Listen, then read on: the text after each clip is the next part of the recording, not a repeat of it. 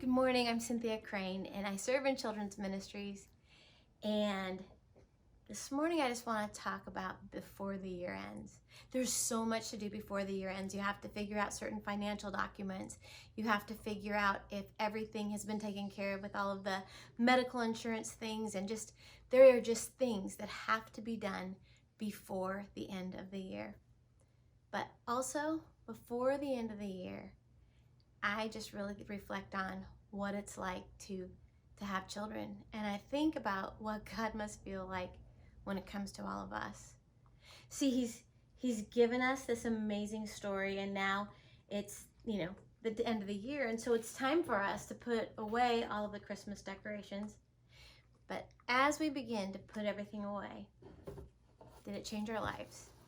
Did it stick with us in such a way that we sit and we think about the majesty of it all?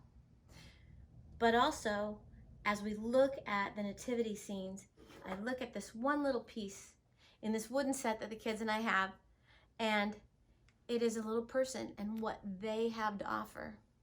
What is it that God asks us to offer to him? I think that this year what he's asking me to offer is just gratitude and trust. In the midst of all of the unknown, I go back to that very first Advent Sunday when Chap spoke on peace, but he used the book of Habakkuk. And just looking at that text and the richness of it and the way that Habakkuk talked to God and heard God communicate back to him. I have always loved Habakkuk 1:5. Look at the nations and be amazed, for I am going to do something in your day that you would not believe even if you were told. I've always loved it because I thought that it was going to be so good. But what if it's really hard, and through the difficulty, his goodness comes through? What if that is the most important part? You see, sometimes my kids, I can have a really great thing planned for them. It might be a vacation, it might be a day, but I expect them to trust me that everything's going to be okay. And when they sit there and they say, but what if, and how? I sit there and say, come on, you guys, you know it's going to be fun. You know it's going to be safe because it always has been, and they always turn out great. And this is the thing. God says the same thing to us. But it's Habakkuk that shows me that, because I look in my Bible and I look in chapter 3, and Habakkuk says this prayer: I have heard all about you, Lord. I am filled with awe by your amazing works. In this time of our deep need, help us again as you did in years gone by.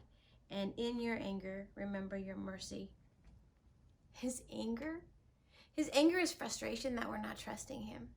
His mercy is that he gives us a chance to trust him again and again.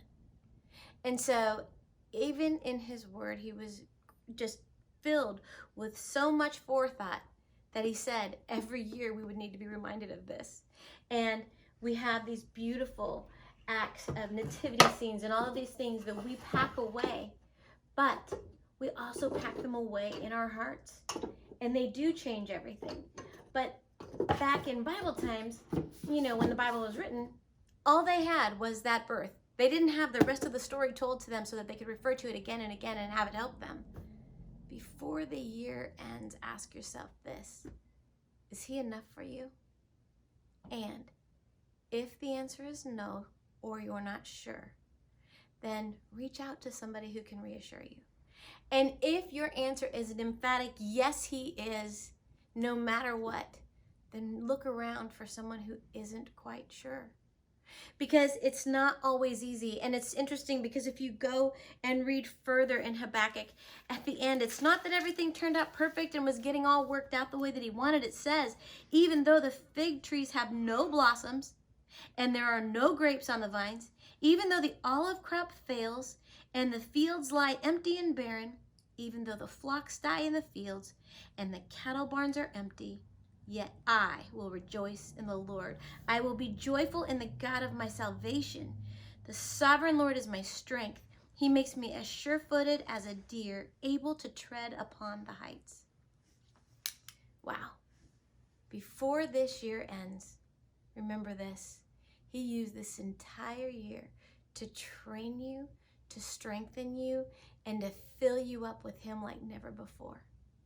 take that opportunity to embark on this next year, looking for him with a whole new perspective and realizing that we put the ornaments away because it's time for us to get into action.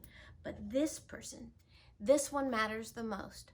What will you do with your faith this year? Before the year ends, I say, Lord, you are enough. Have a great day.